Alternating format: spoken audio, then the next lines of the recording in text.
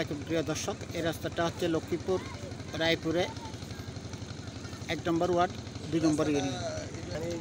এই রাস্তাটা আসলে দীর্ঘদিন 4-5 বছর ধরে এই অবস্থা, 4 বছর ধরে এইভাবে ছিল রাস্তাটা এইভাবে। আপনার নাম কি? আমার নাম মোহাম্মদ খালেক শিকদার। এই রাস্তাটা কতদিন ধরে ভাঙা? আজকে বিগত 4 বছর। কোনো প্রশাসন আসে না দেখার জন্য? আছে, দেখে গেছে, এটা তো কোনো কাজটা হইল না, কাজটা হচ্ছে না। হচ্ছে না।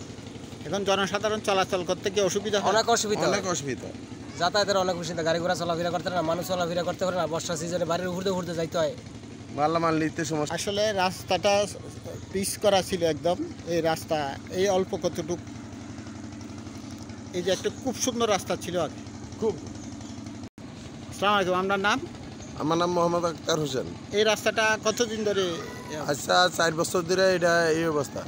কোনো প্রশাসন আসে দেখার জন্য? প্রশাসন আসে দেখার জন্য, অথবা আসে আবার চলে যায়, আশ্বাস দেয়, কিছু তো কোনো কাজ হইতেছে না। এই রাস্তাটা তো আগে সুন্দর, বড় বড় গাড়ি, আরে বড় বড় গাড়ি মালামাল নিতাম আমরা, অনেক ফসল নিত, বাজারের মালটাল আইতো, অনেক মালামাল আইতো। এখন তো সবাই এটা রাস্তার জন্য কথা কাজ নেয়, কোনো কাজ করতে পারতেছে না, কাজ আইতে আসে না। এই রাস্তাটা এখন কদু ক্ষেত করে ফেলছে যে এখন করার তো কিছু নাই, যাই যেমনি পারছে এমনি।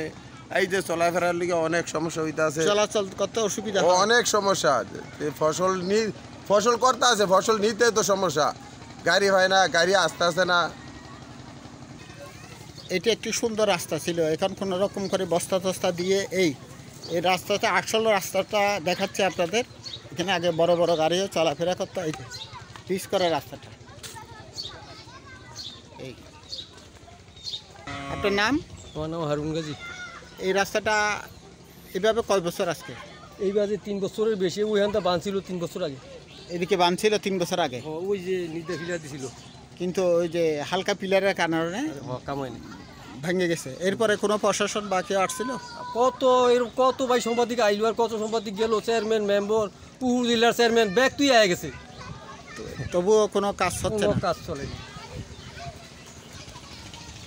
আসসালামু আলাইকুম প্রিয় দর্শক, আসলে আগে আর 4-5 বছর আগে এই রাস্তা দিয়ে চলাফেরা করতাম। এই রাস্তা দিয়ে বড় বড় ট্রাক, মাইক্রোবাস, সিএনজি বিভিন্ন কিছু এই রাস্তা দিয়ে চলাচল করতাম। এটা বন্যার সময় আসলে রাস্তাটা ভেঙে গেছে। ভেঙে যাওয়ার পরে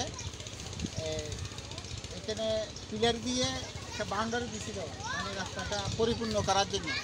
তবে হালকা পিলার এবং হওয়ার কারণে, হালকা পিলার এবং ভালো উন্নত মানের কাজ না হওয়ার কারণে রাস্তাটা আবার ভেঙে গেছে। আসলে এখানের মানুষের ভাষ্য মতো জানা যায় যে রাস্তা দীর্ঘ 4 বছর ধরে ওদের এই অবস্থা এবং চলাচল করতে অসুবিধা। বিভিন্ন সোয়াবিন, বিভিন্ন সবজি, শাক সবজি বাজারে নিতে অসুবিধা। বিষয়টি দেখে প্রশাসনের দৃষ্টি কামনা করছে আবু মুসা মোহন, রায়পুর, লক্ষ্মীপুর।